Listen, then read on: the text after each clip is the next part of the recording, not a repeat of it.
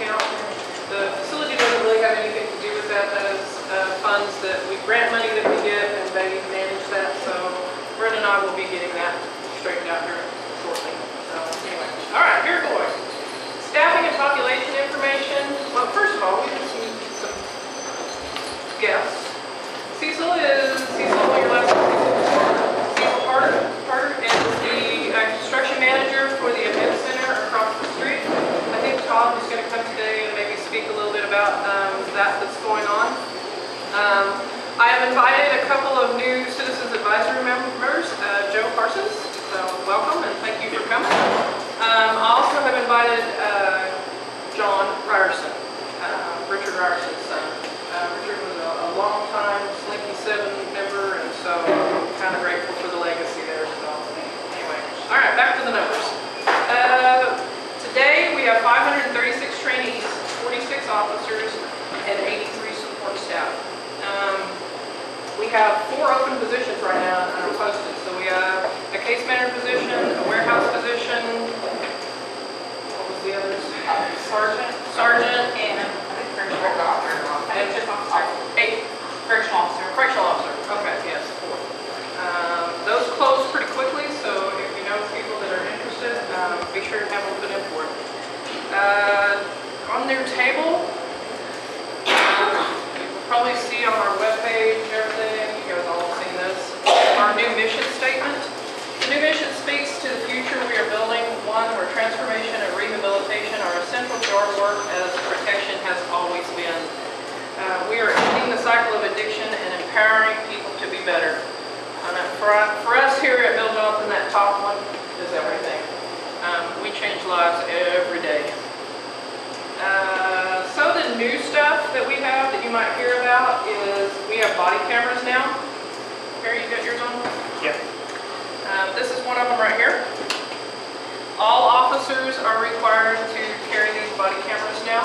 And I'm not going to lie, we were a little apprehensive about them when we first heard of them. We're like, oh, Big Brother, you know, blah, blah, blah. But now that we've really gotten used to them and have used them, they're actually been very, very useful.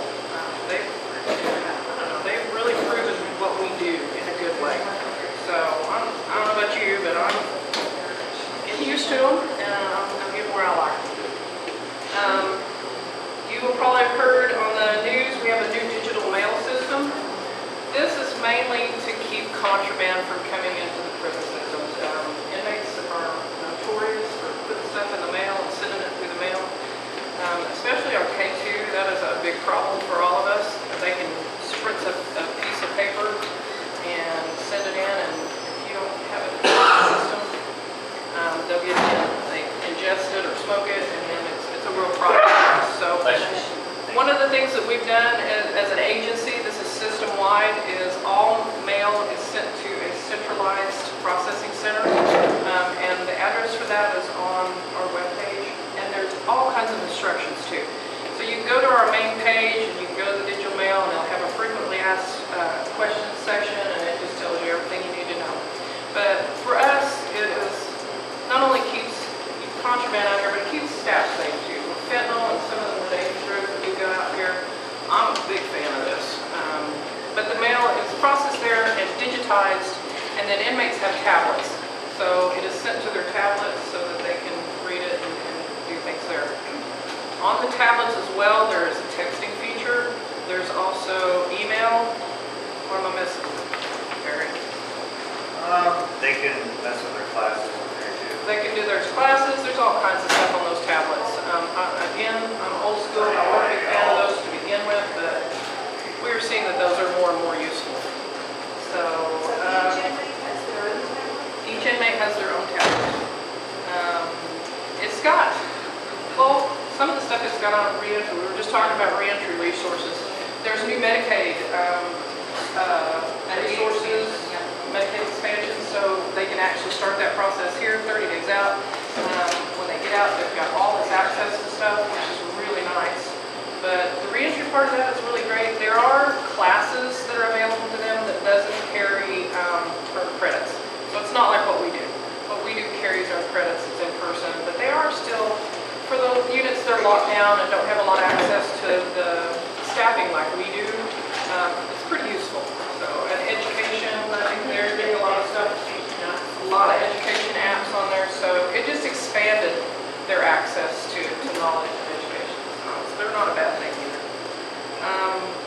Along with that comes online visitation. We have video visiting basically. So basically there's a kiosk on the unit. Their family has to sign up for an account, and then they can schedule according to what our schedule is, and then they can do a 20-minute visit. And it's really not that expensive. I think it's like $6, $7 for a 20-minute call. You know, we're 4 hours from everything, so for a family of 4 to get in a car or drive up here, that could be pretty expensive and weigh down the family quite a bit. So I think they're using it quite a bit. I was kind of concerned about the noise levels on a unit, how that was going to work, but actually we've had very little, I haven't had any issues with it. But yeah, but you have to have a Securus account to do that. Program information, this is the good stuff. So for our education department, they have graduated 66 since April. That's just since April. This month alone, we had 11 that high set completions. She sent me a whole bunch of other numbers that I didn't write down. 5 BJCC, which is mid-level education, and then 5 literacy completions. One thing we've started doing just to recognize the inmate accomplishment and also our staff accomplishment, you can get on the Bill Johnson Facebook page, and I'm actually posting the completions. You kind of get a sense of the volume that we do here as well. So I haven't done any, we're doing that picture next week, but they are have completions in MRT and stuff like that coming up. But along with that, if you want to see these, I'll get these to you. We pulled our program numbers for fiscal year 2023. And this is kind of a big number, and it's a little difficult to explain. So we have your participants and completions. So basically, this is what we've got going on in here. So it's about 2,500 inmates that participated in a class of some sort. Now that might be same inmate taking 5 classes, but that's still over 2,500 classes that they have completed. Y'all give yourselves a hand. That is a bunch. I'm trying to speed through here so you can get it. Along with that, with Northwestern, they also help their staff get their licensing. Renee, congratulations to Renee. When was it? April. So that's a big. You got to do a lot of practical hours, and that testing is not easy. So kudos to you for getting that done. Get yours. Dawson got his master's and is working. You got your licensing done? No. Good. Working towards it. This guy's working towards it. That is one of the things that's really great about our partnership with Northwestern. Not only do we get really high quality counselors, but in turn we help them get their practicum hours so that they can get their licensing as well. So, chapel information. Chaplain, did you want to talk about a little bit of what we have going on out here in the hallway? Yes, ma'am. This year again we're partnered with the art studio here in town, and they've asked for us to do a bunch of artwork for displays. So as soon as we're done here, it's heading to the gallery so they can get it set up for the next 2 months. And so I would ask that the board would help me out with judging, because we're going to place these pictures out here. And so after y'all are done eating, we'll get together and let y'all judge it, because they want to. The guys are really interested in what the prizes are at total. But they've been working for a month in the chapel. We were talking this morning as we were taking pictures of their artwork and everything, and they were telling me how it was just a very relaxable project for them. Good place for them to come down, unwind, and expand their skills. One of them out there, he's never painted before in his life, and it's just astonishing what he's able to do. I've also presented to you, once a year I have to do a volunteer assessment and present it to the Citizen Advisory Board. We currently have 64 volunteers here. Several of those volunteers are based in Oklahoma City and come up once or twice a year for special projects. Crossings Community Church is expanding. Last time I reported to you last year, Crossings was just starting to come in. They have now 5 volunteers, and we're getting ready, hopefully within the next couple of months, to expand their services. Crossings Church in Oklahoma City has built several chapels in prisons and DOC. We already have a chapel, but they've really invested. This year they came and hosted a block party on our yard and gave all the inmates hot dogs and popcorn and had all kinds of games set up for them to do. A stroke in the process, but it was a great event. Yes. Always coming up with these crazy events. The thing that I'm excited about is that we have had a tremendous increase in volunteer hours, over 58% of religious hours and 58% of non-religious hours since last year. So we're increasing our volunteer base, but we desperately need more local volunteers. And I've got 2 pastors that are in the process of getting signed up and start coming out here. And so go to your pastor at your churches and say, why aren't you going to the prison? Because this is in our backyard, and we ought to be so involved out here. And you don't have to come and hold church services. You can become a volunteer and help education. There are so many different places you can serve at. And if you need help, or you know people are looking for places to serve, just let me know, and I'll be able to, I can give them a tour of the facility if they need to, so they can learn the value of it. I was out here as a volunteer for 16 years, and I absolutely love just being out here and being part of this program. So, all right. Thank you. Yeah, some of the things that chaplain makes us a little crazy security-wise, but you can see the effect with the inmates on the yard right now. You go over to Unit 4, and that unit is different now. Somebody tell me I'm wrong. But that unit is different because of what you can see happening. It's pretty amazing. So thank you, Chaplain. I think I covered most everything. I guess I taught. You want to talk about it more, or you want to just like the bottom is here?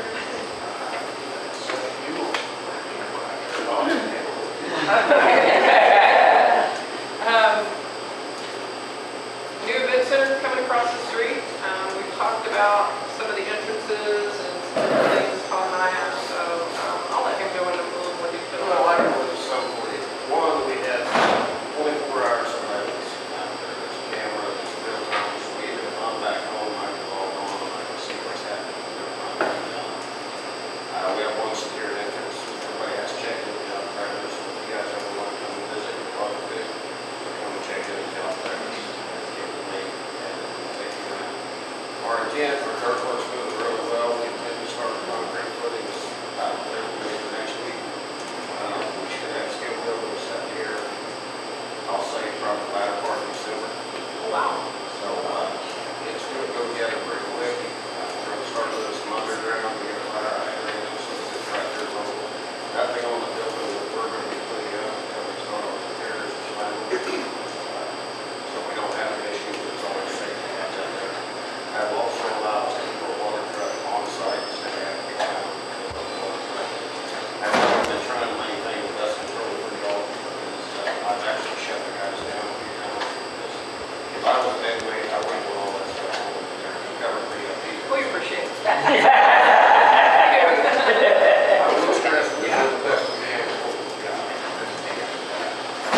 We got a good team. I've worked with some of the prisoners when I did college ones, over there.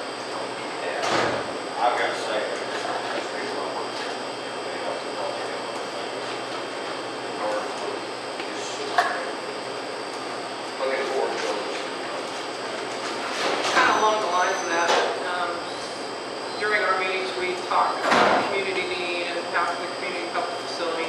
I know PPWP crews come up a lot. Right now, we've got 3 going out to Northwestern. I meant to bring over one of the forms to show you guys as to how particular that has to be. There is a form that talks about it qualifies and it disqualifies. So if you have certain crime categories, if you have a domestic violence crime category, that's automatically going to kick you out. That's just policy. And a lot of what we have here now have domestic, or they have a protective order, or they have a warrant, or they have excessive days, or they're in so many classes that it's hard to schedule them outside.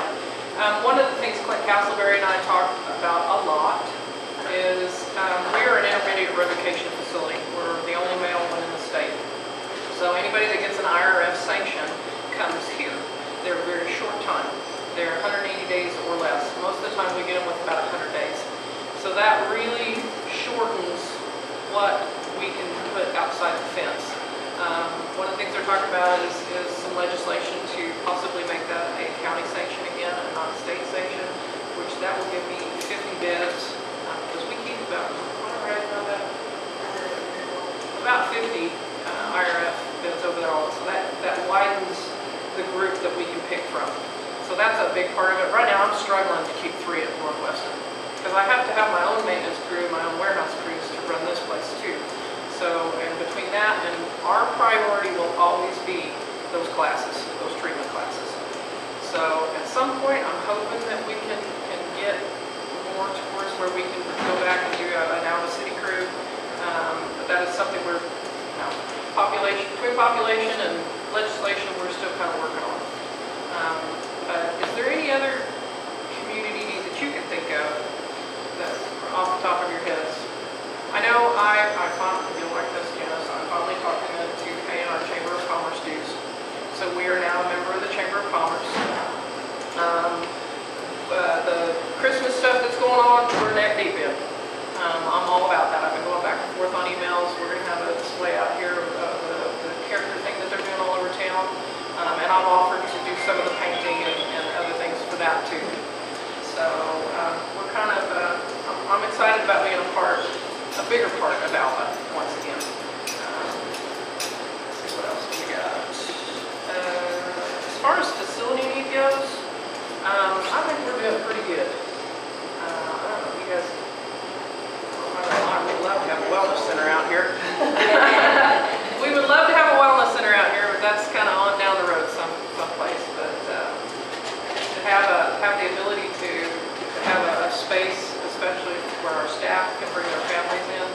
I mean, we have that beautiful chapel, don't get me wrong, and we use it a lot. But it's a whole different thing when you want to bring your kids. Bringing your kids on the yard is just not possible.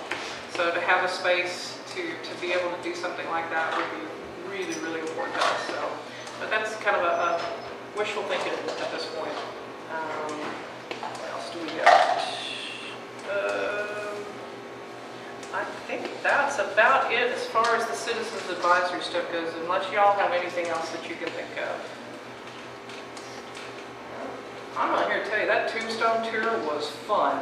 Thank you. It was. Here it is. Y'all would have been to that museum. That was my first time in that museum, and that was the best. Oh man, I'm gonna go back and spend some time. I didn't have time to really nitpick through stuff, but it was impressive. So highly recommend you to go to that if you get the chance. So I got a couple of longevity things real quick, and then we'll get to the food. So, Jeremy Chaffin, where you at? There he is.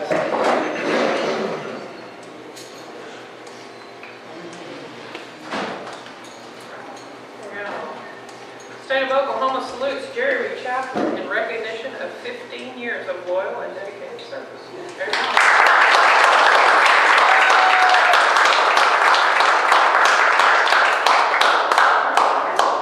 Here comes the big one. Here comes the big one, Jim. Here comes the big one, Jim. Oh, here we go. Say the year.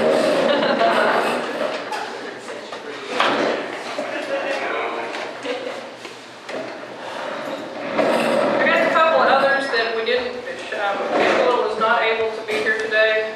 Angela Allison has got 20 years in. So if you see Angela, make sure that you pat her on the back and congratulate her. Chad Collins is on night shift, but Chad has got his 10-year certificate in there. But this one beats them all. State of Oklahoma salutes Jim Beechin in recognition of 30 years of loyalty.